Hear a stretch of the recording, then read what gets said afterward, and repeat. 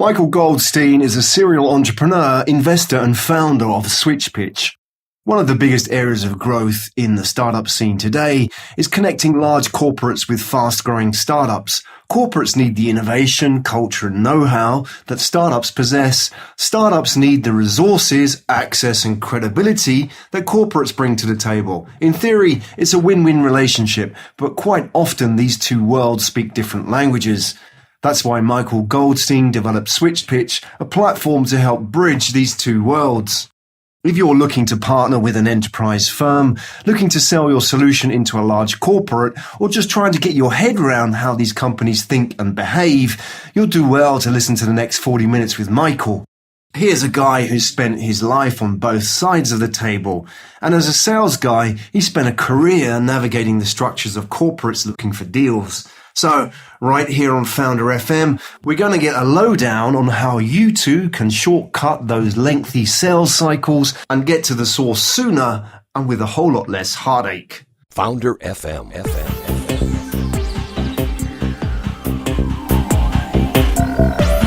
You're listening to Founder FM with your host, Graham Brown. Hello and welcome to Founder FM. My name is Graham Brown. This is the voice of the entrepreneur. Today I want to introduce you to a serial entrepreneur, an investor and founder of Switchpitch. He's an authority. He's at the forefront of the corporate startup partnership scene. We're going to talk about why startups need to focus on corporate partnerships, how to do it, and the key mistakes to avoid along the way. Welcome to the show, Michael Goldstein. Thank you, Graham. I'm really happy to be here. It's great to have you here. This is a subject which is close to my heart, connecting the worlds of startups and the big corporates. Now, I think the challenge is a lot of startups kind of live in their own world. They don't think about big corporates. They don't think about telcos or banks or retailers or whoever it might be. Why on earth should we bring these two worlds together? Well, that's a great question. And I think that the answer differs depending on the side. But from the startup side, the answer lies in several fold. One is having a referenceable client. There's nothing like having a big brand name's logo on your website or in an investor deck to show that you do business with that big company. And it helps to get your next client. It helps to get your next round of funding. It helps to get everybody excited. So, one, there's the PR element to it that really motivates startups to want to work with big companies so that they can keep growing their business by building sort of as a stepping stone. The other thing is that these deals have real dollars behind them. So it can be an alternative to funding. It doesn't have to be an alternative. It can just be an addition to funding. So a lot of times, especially of late, big companies are willing to work with earlier stage startups that may not have clients or may even have a developing technology that hasn't been totally fleshed out. And large companies are willing to get involved earlier and start to potentially stroke checks that can help formulate and evolve the technology or the business. So the two things that I would say are credibility through referenceable clients and the cash flow to keep your business growing. Right. So that can have a serious impact on a number of elements of your business. At the basic level, that can really impact your valuation, right? If you go to a potential investor and say you're partnering with a telco or an Airbnb, how's that going to affect how the investor sees you as a potential?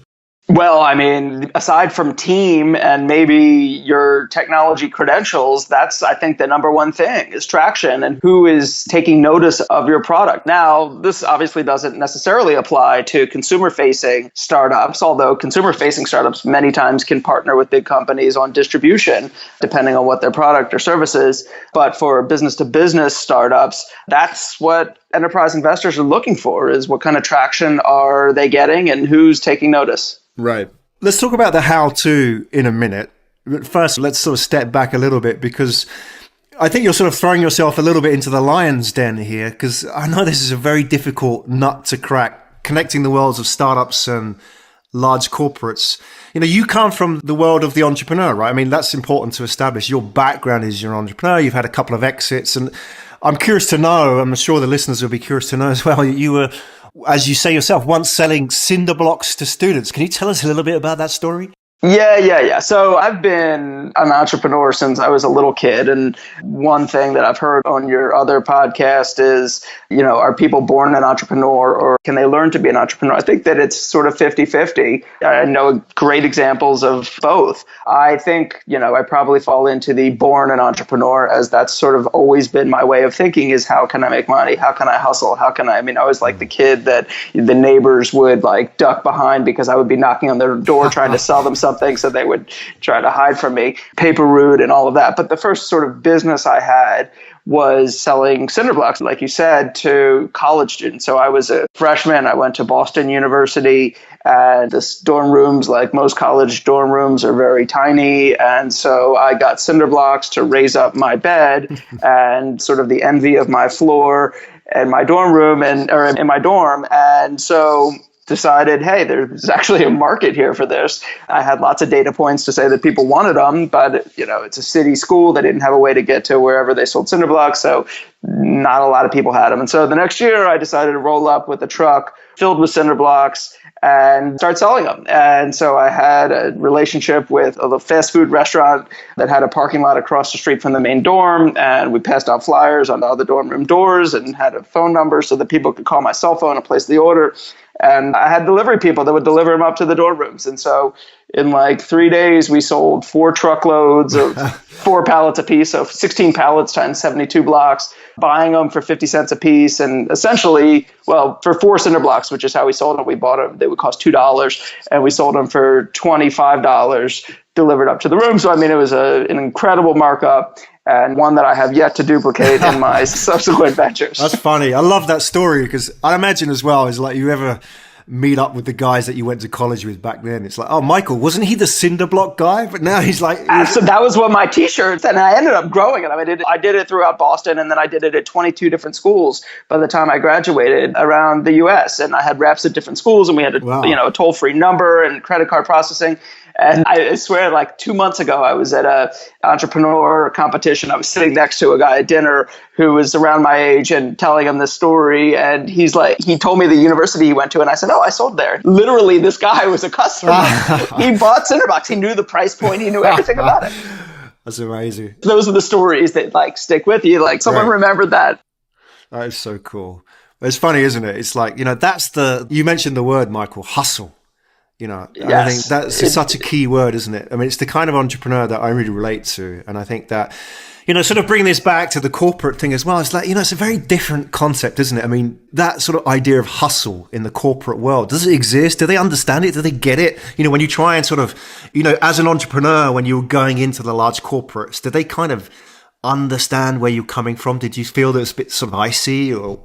I think more and more, and it is the case now in the past maybe 3 to 5 years, because market share began to get eaten by startups. So if you're Hilton and you didn't know Airbnb was coming up, then you lost market share and your room occupancy rate went down because Airbnb. And there's just no way that it didn't. It does, because Airbnb opened up an entire new market that was not seen by big companies. So the people who missed those types of opportunities are the ones who I think are pushing for earlier adoption of new innovation and technology, and are the ones that are scouting startups and innovation earlier. And so those people tend to have some urgency and some hustle to them, but it's a hustle that is like sort of a filter between, the outside innovation, which moves very quickly, and how do we sort of either slow it down or massage it or mold it into it working within a big machine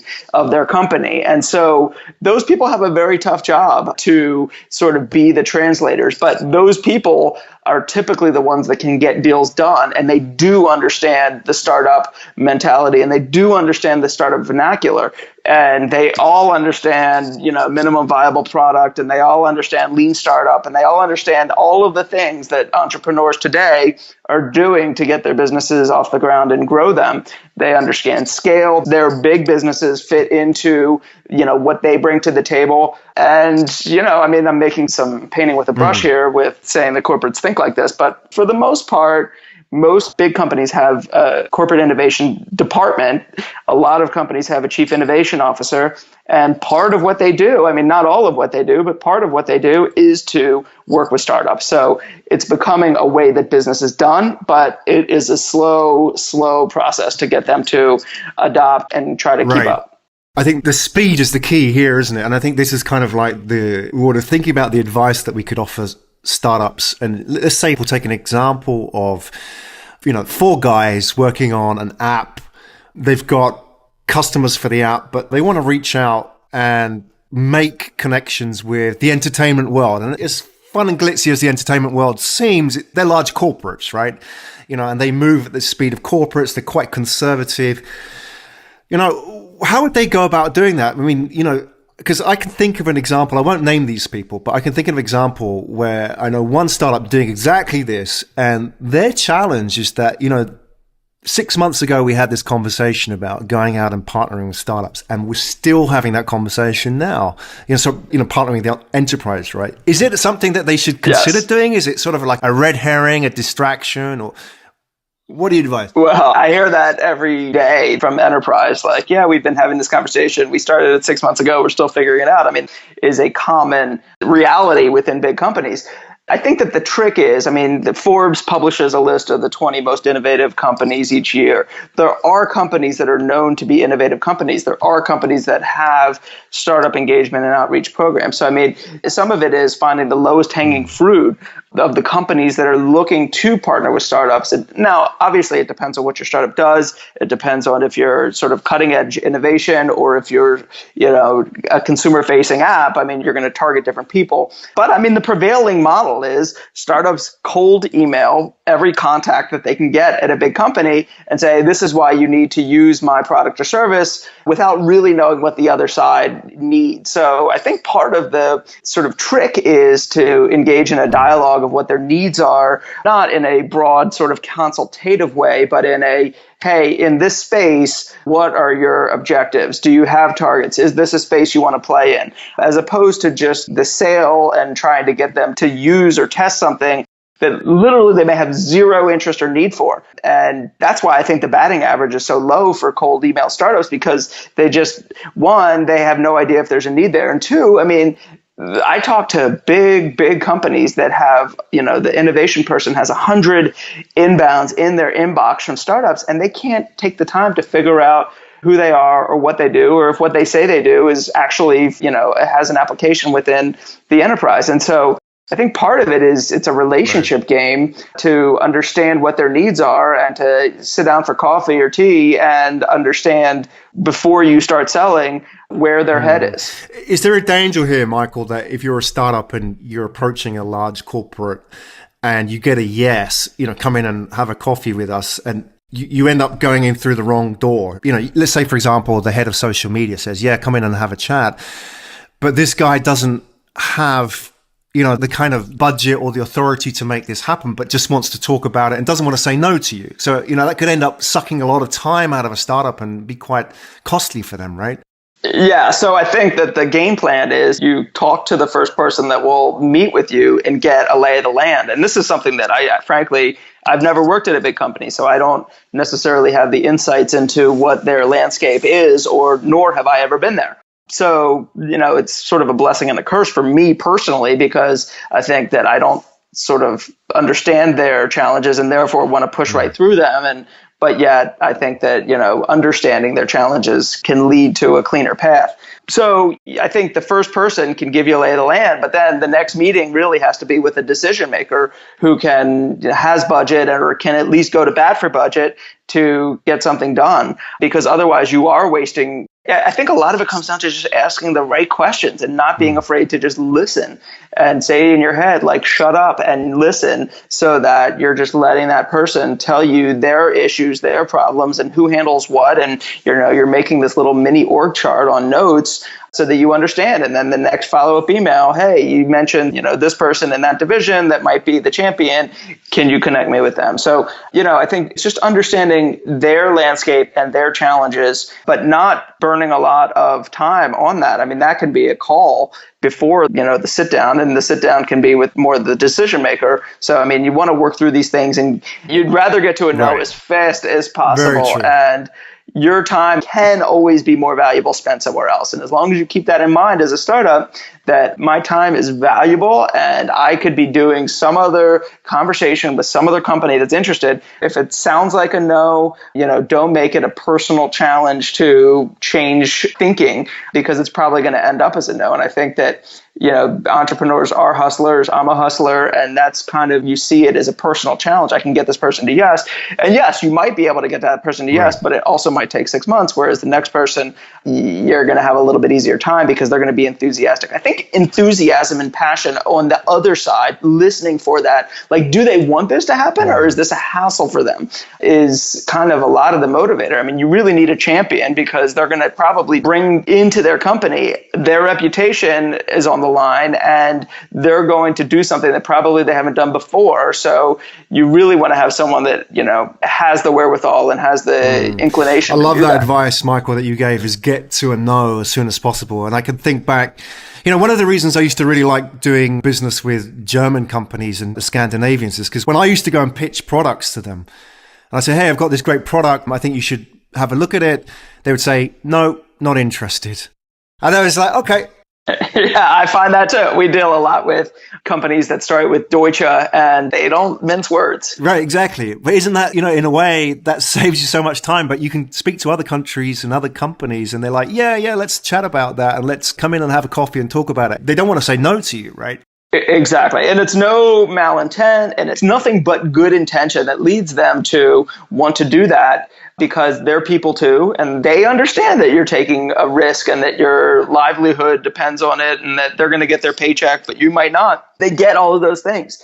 People at big companies understand the challenges of startups, but they don't want to say no because they want to be encouraging. And I think that can be a real problem, especially when you have, as a startup, you have investors, you have team, you have a family or a girlfriend or a boyfriend, and you're telling these people like, believe me, this is happening. I mean, my wife has developed an equation for my sales predictions that she divides by 2, which is actually pretty good. That is pretty good.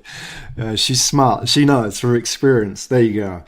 All right, well, let's talk about Switchpitch, because I think the listeners should know, this is sort of the context of our conversation, is that, you're doing something and you've successfully built this platform, which, I was interested in straight off the bat, because I saw this and thought, hey, this is really interesting, because it's something that I think the corporate world and the startup world needs, and B, it's something that, I've worked on in the past, but haven't successfully put it together because, it's a very, very tough proposition to make work correctly. I've got a lot of contacts in the corporate world from my telecoms past, a lot of contacts in the startup world. And, trying to bring these people together is like, it's the future for both sides, but making it work is a tough challenge. So enter Switchpitch. Let's talk about what it is and why you set this thing up in the first place.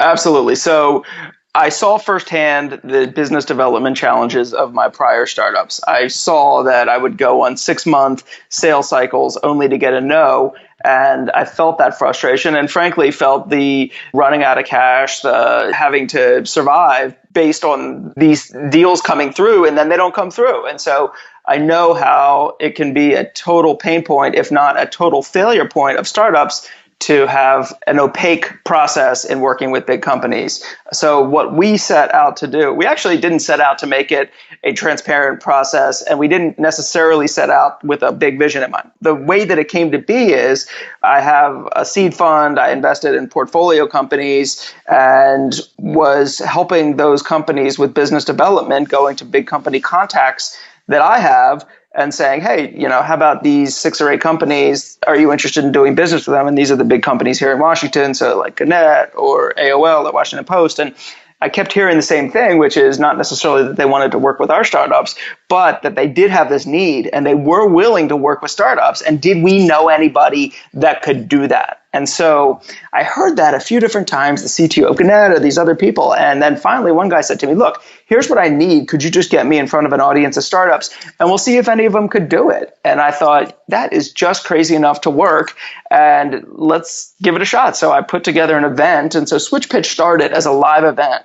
The switch of Switchpitch is we start with the need instead of the solution. And so that's where the transparency comes in, because there's no guessing game. These are projects, needs, innovation that the big company has identified. They have a budget behind it, so you don't have to go through the guessing game of will there be budget to support this initiative. And there's an immediacy to it. So again, it takes out a lot of the guessing of, is this going to be a 6-month cycle? Because they're telling you that up front. They put the timing of projects in their presentation, and they put a budget. So it takes away, is there a need here? Is there a budget here? Is there an urgency here? And also, probably most importantly, is there a willingness to work with an early stage company? Because that can kill a deal. And so we tried to identify projects that met all of those criteria. And we had them presented by big companies to an audience of startups. The first event was about 3 years ago in Washington. And we had 20 projects presented. And we had about 350 people from startups in the audience. And after the projects were presented, we did networking. And we thought, all right, well, let's just let the market run its course. And what we heard coming out of it was, there was a ton of energy and excitement. We had great big name speakers and politicians, and it was a really cool event. But the big company said, look, we have 50 business cards in our pocket. Switchpitch, can you help us figure out which of these startups we should work with? And so from the beginning, I knew that I did not want to be matchmaker. I wanted this thing to have scale to it. And so that was a decision that I made early on. How do we get this to have scale? It's to be as hands-off as possible. And so the approach was, let's provide a platform that can supplement the live events, where we can take the projects, post them on our website, and then let startups, initially startups that were at the event, apply to those projects, like a modern day RFP process, even sort of like a job application process, so that there was some sort of standardization to this process, because that's largely what was missing, is any kind of uniformity or standardization of how these two very different dynamic entities can do business together. And so we wanted to add a layer of standardization so that the two sides could connect. I mean, if you think about it, I always look at the HR world, the human resources world, as an analogous industry, and everything's very structured, right? People have resumes, individuals have resumes, companies have positions and job descriptions, and there's marketplaces where you publish jobs on LinkedIn or Indeed, and then individuals send their resumes, and there's an interview process, and then a contract, and you get an employment agreement. And so everybody knows how that process works. But then you hop over to the business development space, and it's a free-for-all. I mean, there's none of that. And so we set out to provide some sort of standardization. So we launched an off-the-shelf platform after the first event, and it really wasn't live in time for that event, but we did it. So then we did the next event in New York. We had about similar numbers, and we had tracked the deals that developed from the first event. So we have the 3 to 4 months after the first event, we tracked that there were 4 deals done out of 20 projects. And so that we had about a 20% success rate. And we felt like that was pretty good. I mean, that was actually literally the number that we said, if we can hit 20%, then there's a there, then we have enough to go on. And we did. And after the first event was 6 months later. So we let the first event play out, and then we planned another event. And so the next event was in New York. We had similar numbers, but we had the addition of an online platform. And so the online platform, we took the projects, put it on the site, startups could apply to it. And this time it was ready for it. So, I mean, we had the platform in place. And we tracked projects after that, and we got 8 signed deals. So we got double the number of deals with similar numbers of audience and similar numbers of projects. And so we thought, all right, well, this is really where the traction is happening. It's the follow-up. It's not the networking during the event. And so at that point, everything that I did, every decision I make, and every decision our team makes is driven by one simple guiding principle: get deals done. That's on our tagline. That's all we care about, because what we feel like is if we're getting deals done between big companies and small companies, then we're adding value. Then big companies will never argue about what we're bringing to the table, nor will startups. And so every decision we make is get deals done. So we started testing different things at our live events. How about speed meetings so that they could meet one-on-one? Then that became a mainstay because it was helping get more deals done. And then what if we opened up the projects beyond just the audience, in the room, and we let startups anywhere around the globe see projects and apply to them? And so all of these things are geared towards how do we find more qualified early stage companies that are appealing to big companies who they want to do business with. And so that's what the business has become. We still do live events. We use them more now to launch new verticals. So we're focused on fintech. We did a fintech event in London tied with a big fintech conference called Finovate. And we had Barclays sort of kick it off. And then we had a bunch of big companies present projects. The next event we're doing is in September 2016 in Washington, September 27th. And that's all aerospace and defense. So we have Harris Company and Thales and BAE and all of these big defense contractors presenting projects to an audience of aerospace, defense, security, cyber companies that we'll try to meet with and get deals done with those big companies, and then we'll push them all to our platform.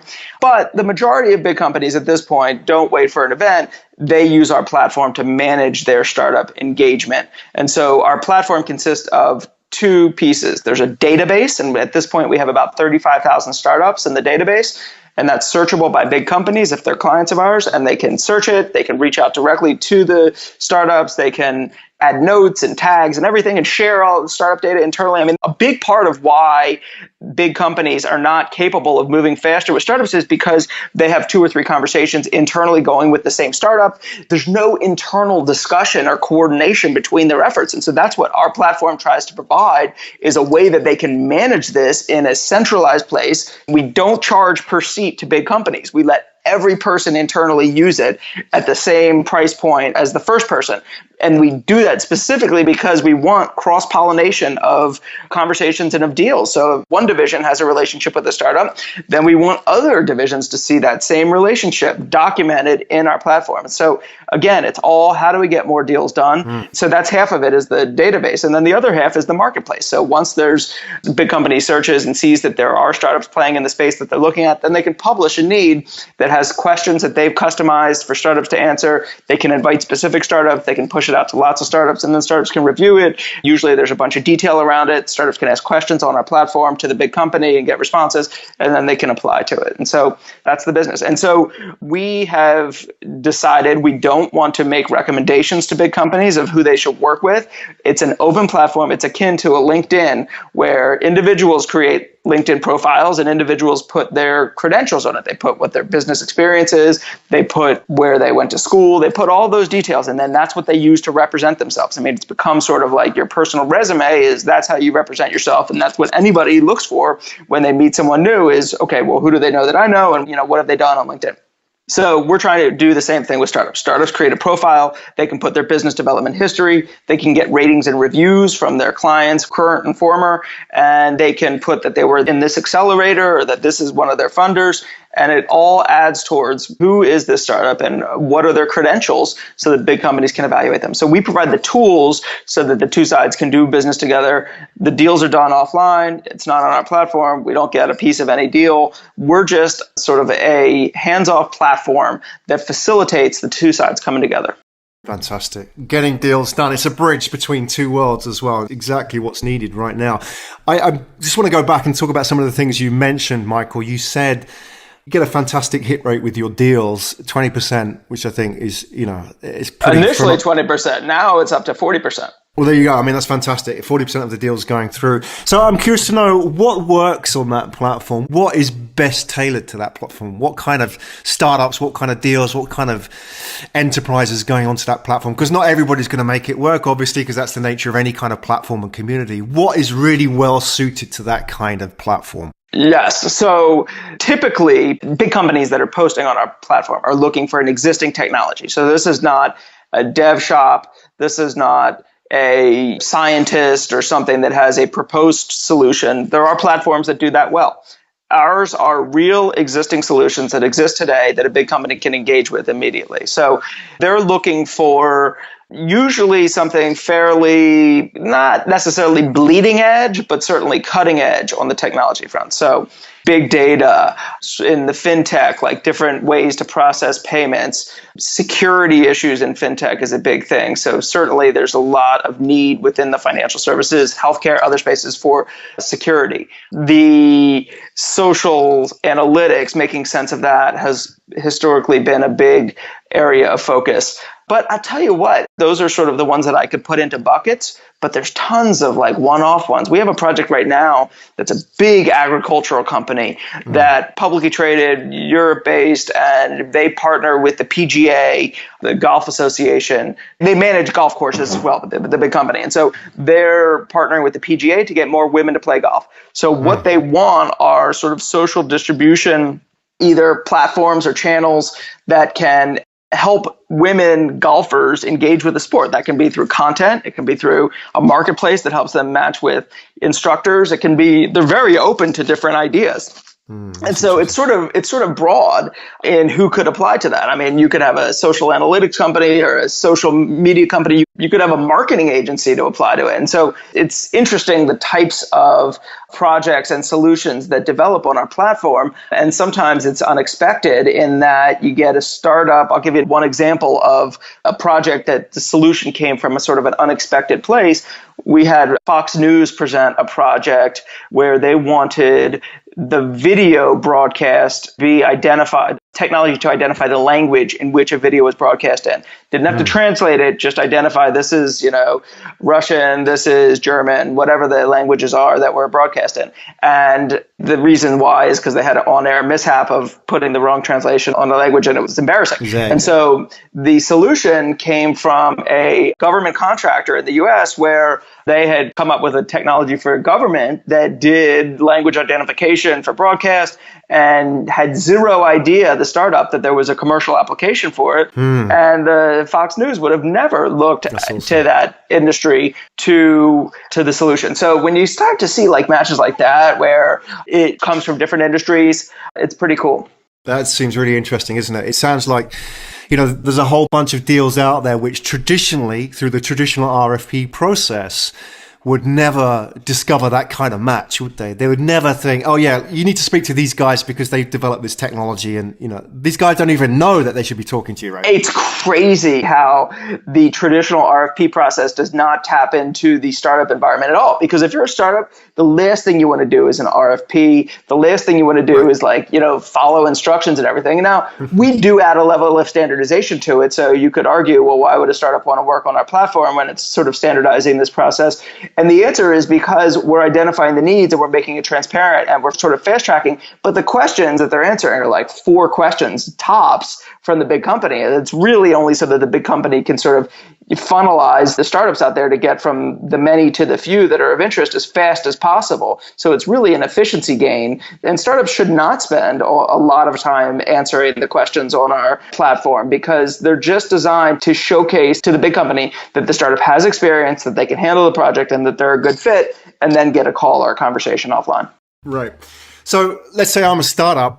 What do I do? Can I just rock up and apply and join the platform? Is there anything that I need to know? Is there any kind of eligibility test here? No, you just have to have a working website because we do test that. And you have to have a company. It can't be an idea. So, you have to have something that you can show we do this. You create a profile at switchpitch.com, and then you can list any kind of affiliations you have. So if you're affiliated with, we have a lot of consulate partners. So if you're affiliated with, the consulate of Japan, I'm not sure that's a live partner of ours, but where we work with the trade representative within like 12 different countries, and they promote our projects to their global startups. And so that's how our word has spread to the global community, is working through consulates that are trying to get deals done with their global startups and big multinational companies. So the startups can go on, create a free profile, look at projects for free. And if they have some sort of affiliation that's listed on our site, then they get free access to everything that we do. Free access to submissions, free access to events. And if you don't have any kind of affiliation with one of the 500 startups or, any of the different Global Accelerator Network is another one, which is 70 accelerators globally, then it's $20 a month for unlimited submissions on the platform. Our business model is not to make money from startups. We would prefer to not charge startups. In fact, if someone emails me and says, can you give me a code so that I don't have to pay?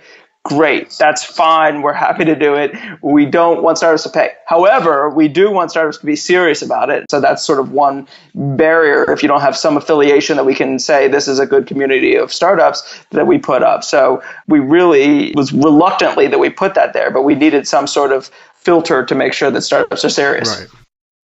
Right, that $20 a month is nothing really. You're not going to build a business out of that. But that's kind of enough to scare away the freeloaders and the time Exactly wasters, right. I mean, that's what it's about. Well, that's fantastic. Is there any sort of expectations that they need to have going into this? I mean, it's kind of like you're talking about this platform where they're connecting two worlds. I kind of think that some may go into this and think, yep, I'm going to rock up and, I'm going to get 100 deals. No.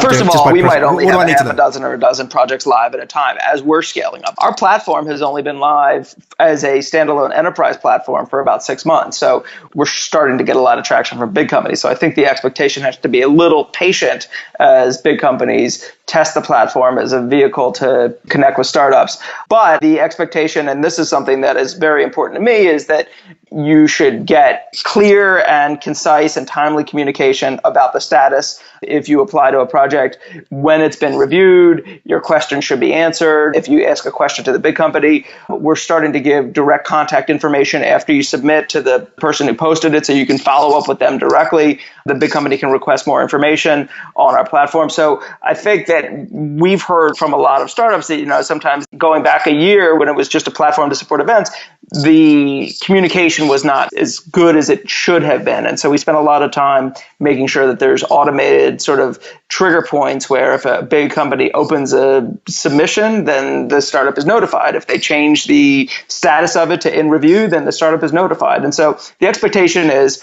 be patient with relevant projects. You might have to check back a few different times. But when you submit, that know that it is going to be read by the big company. They are going to consider it, and you will be notified, as they work their way through the process. Michael, it's been a real pleasure having you on the show. And I think for any startup listening to this show, they should go and check it out, right? I mean, they should go and have a look at the platform, see what's what.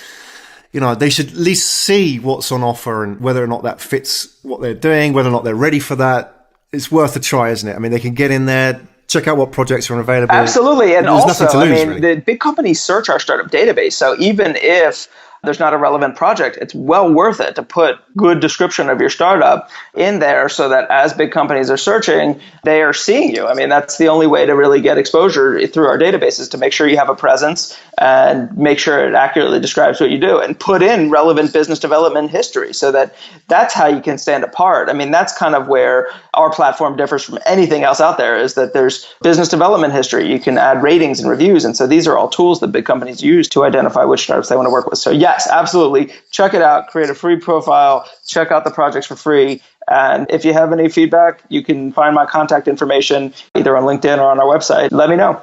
Excellent. And we'll put all the details in the show notes so people can follow up there.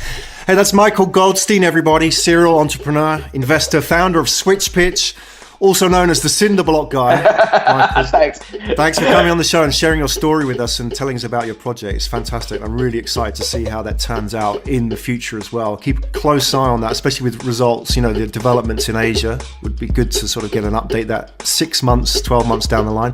Thanks for coming on the show, Michael. Graham, thanks so much. Founder FM, voice of the entrepreneur. Find out more at www.founderfm.com.